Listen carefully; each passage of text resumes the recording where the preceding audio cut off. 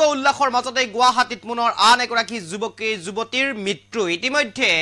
গান্ধী বস্তিত থকা যি ভাড়াঘৰ আছে সেই ভাড়াঘৰৰ পৰা উদ্ধাৰ কৰা হৈছে এই যুৱতীগৰাকীৰ মৃতদেহ অকলখৰে থকা অৱস্থাত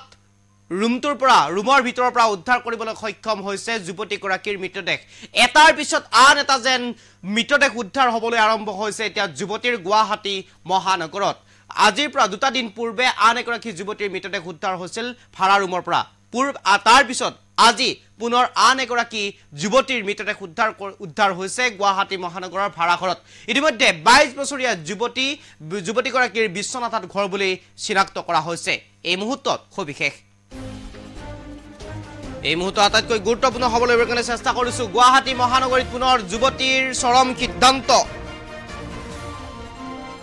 মহানগৰীৰ পূব খৰণীয়াৰ ভাড়াঘৰত চৰম পন্থা গ্ৰহণ কৰি মৃত্যুক খাবতিলে যুৱতীগৰাকীয়ে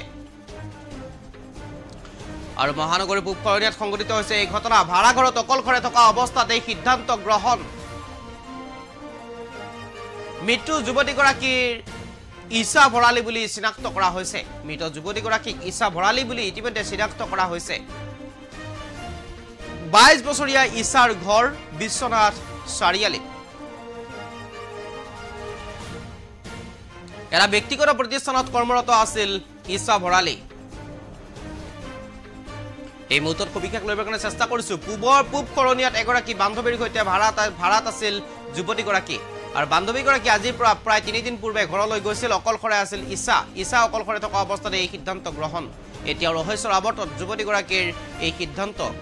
সিদ্ধান্ত কিয় ললে ঈশা ভৰালী এই সিদ্ধান্ত কিয় লৈছে এতিয়া ৰহস্যৰ আৱৰ্তত সোমাই পৰিছে এইগৰাকী হৈছে ঈশা ভৰালী আৰু ঈশা ভৰালীৰ বয়স 22 বছৰ মাত্ৰ 22 বছৰ বয়স আৰু 22 বছৰ বয়সত গুৱাহাটীৰ পূব খৰণীয়াত বান্ধৱীৰ সৈতে ভাড়াঘৰত আছিল আৰু ভাড়াঘৰত থকা সময়তে এই সিদ্ধান্ত গ্ৰহণ কৰিছে এগৰাকী 22 বছৰীয়া বিশ্বনাথৰ যুৱতী ঈশা ভৰালীয়ে বান্ধৱী আজিৰ পৰা 3 দিন পূৰ্বে ঘৰলৈ গুচি গৈছিল অকলখৰে আছিল ভাড়াঘৰটোত এগৰাকী ঈশা ভৰালী আৰু ঈশা ভৰালীয়ে অকলখৰে থকা অৱস্থাত এই সিদ্ধান্ত গ্ৰহণ কৰিছে ইতিমধ্যে কি কাৰণে এই ঘটনা সংঘটিত কৰিছে ঈশা ভৰালীয়ে এয়া এতিয়াও ৰহস্যৰ আৱৰ্তত ইতিমধ্যে আৰক্ষী গুৱাহাটী মহানগৰ আৰক্ষী আৰম্ভ কৰিছে তদন্তৰ অন্ত ওলাই পৰিব প্ৰকৃত ঘটনাৰ প্ৰকৃত ৰহস্য কিন্তু এই মুহূৰ্তত ক'ব লাগিব এটা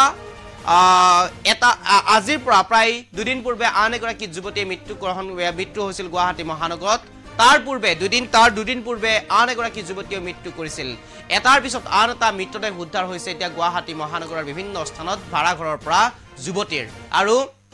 প্ৰায় উজনি অসমৰ যুৱতীয়ে এতিয়া এটাৰ পিছত আন এটাকৈ ওলোৱা আৰম্ভ কৰিছে মৃতদেহ কিয় এই সিদ্ধান্ত গ্ৰহণ কৰিছে কি কাৰণত এনে ধৰণৰ ঘটনা সংঘটিত হৈ আছে এতিয়া ৰহস্যৰ আৱৰ্তত এটাৰ পিছত আন এটাকৈ যুৱতীৰ মৃতদেহ তাকো ভাড়াঘৰত উজনি অসমৰ কিয় এনে ধৰণৰ ঘটনা সংঘটিত হৈছে তাক লৈ প্ৰশ্ন উত্থাপন হৈছে তাক লৈ এতিয়া চিন্তিত বিষয় হৈ পৰিছে খুব কম বয়সীয়া যুৱতী কাৰোবাৰ 25 যদি কাৰোবাৰ 26 কাৰোবাৰ যদি 20 কাৰোবাৰ 22 এনে ধৰণৰ যুৱতী এতিয়া মৃতদেহ উদ্ধাৰ হৈছে গুৱাহাটী মহানগৰৰ ভাড়াঘৰত আজিও তাৰ ব্যতিক্ৰম নহয় উৰুকাৰ দিনা আনন্দ উল্লাস চলি থকাৰ সময়তেই এইগৰাকী 22 বছৰীয়া ঈশা ভৰালীৰ মৃতদেহ উদ্ধাৰ হৈছে গুৱাহাটী মহানগৰৰ ভাড়াঘৰৰ পৰা পূব খৰণীয়াত ভাড়া লৈ আছিল বান্ধৱীৰ সৈতে এইগৰাকী ঈশা ভৰালী নামৰ 22 বছৰীয়া যুৱতী বান্ধৱী আজিৰ পৰা 3 দিন পূৰ্বে গুচি গৈছিল ঘৰলৈ আৰু বান্ধৱী ঘৰত যোৱাৰ সুযোগ বুজি অকলখৰে থকা সময়তেই এই সিদ্ধান্ত গ্ৰহণ কৰিছে ঈশা ভৰালী